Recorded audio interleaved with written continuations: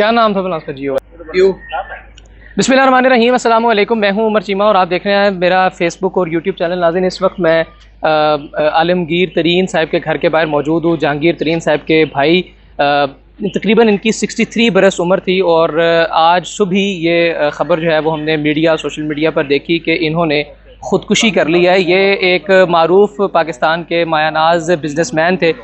63 बरस की उम्र में आज से कुछ माह कबल इनकी मंगनी हुई थी और फिर आगे इनकी शादी होने वाली थी।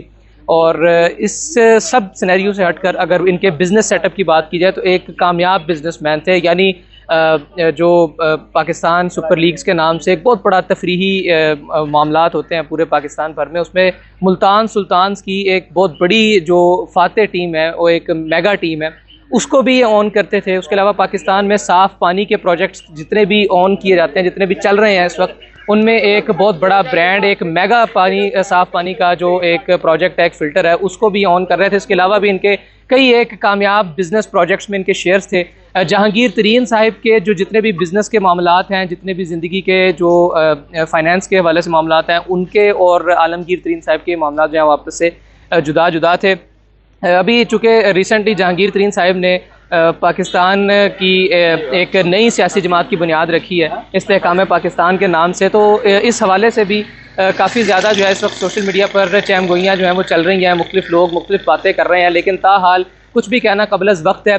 पुलिस ज़राए के मुताबिक, फ़ॉरेंसिक ज़राए के मुताबिक, उन्होंने जो सुबह आकर यहाँ पर देखा है, उसके मुताबिक एक तहरीर है जो कि उनके पास से मिली है, जिसके अंदर उन्होंने अपनी खुदकुशी की कुछ वजूहात जो हैं वो दर्ज की हुई हैं। जियो न्यूज़ के सीनियर क्राइम रिपोर्टर उन्होंने भी अपनी इंफॉर्मेशन के मुताबिक, चूँकि उन्होंने भी यहाँ पर मौके पर पहुँचकर तमाम तर चीज़ें जो हैं वो विज़िट की हैं, उनके बयान के मुताबिक उन्होंने अपने कुछ निजी जो उनकी बीमारी के मामलात हैं, उनकी आँखों के, उनकी स्किन के, उनके कमर के जो मामलात हैं, ज़ाहिर है एक एजिंग फैक्टर था, 63 बरस उनकी उम्र थी, तो वो उसके हवाले से उन्होंने जिक्र किया कि मैं शायद इन तमाम तर वजूहात की बुनियाद पर यहाँ से जो है इस वक्त ख़ुदकुशी कर रहा हूँ। लेकिन ये बातें भी इनकी हवाले से कोई मुसद्दिक़ा बयान देना ये भी इस वक्त कबल वक्त है, चूँकि ज़ाहिर है अभी ताहाल किसी किस्म की कोई हतमी ख़बर जो है वो किसी मुतल्लिका कानून नाफिज करने वाले इदारे, कानून पर अमल दरामद कराने वाले इदारे की जानिब से सामने नहीं आ सकी है। जब तक ये तमाम तर मामला जो हैं वो कन्फर्म नहीं होते, तब तक कुछ भी कहना जो है वो कबल वक्त है।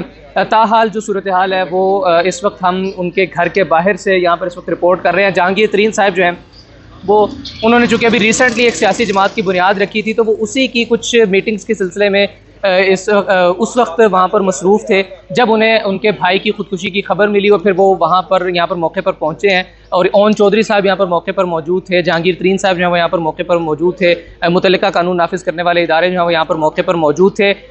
आलमगीर तरीन साहब के पास यहाँ पर चूँकि उनकी अभी शादी नहीं हुई थी, तो वो यहाँ पर अकेले ही रहा करते थे। तमाम तर जो मुलाजमीन थे वो यहाँ से काम करके रात को अपने अपने घरों की जानिब चले जाया करते थे और वो यहाँ पर तकरीबन ज़राए के मुताबिक यहाँ पर वो अकेले ही रहा करते थे। और जब सुबह उनका जो मुलाजिम है वो उसने आकर देखा है, तो उसने ये ख़बर जो है वो ब्रेक की है, उसने मुतल्लिका फैमिली ज़राए तक उसने ये खबर पहुँचाई है कि ओन चौधरी साहब जो हैं वो अपने घर में खून में लथपथ जो हैं वो उनकी डेड बॉडी जो है यहाँ पर मिली है। बताया गया कि उन्होंने अपने कनपट्टी पर जो है उन्होंने अपने ही पिस्तौल से फायर किया है और उसके नतीजे में उनकी हलाकत जो है वो हुई है। ये सारी ख़बरें जो हैं वो इस वक्त यहाँ से ताहाल मुतल्लिका जो सहाफ़ी थे, जो मुतल्लिका बीट के सहाफ़ी थे, उनसे और फैमिली ज़राए से जो मिल सकी हैं वो ये हैं। मज़ीद आगे क्या ख़बरें आती हैं, इस केस में आगे क्या पेशरफ्त होती है, उससे आपको आगाह करेंगे। मुझे इजाज़त दीजिए। अल्लाह हाफ़िज़।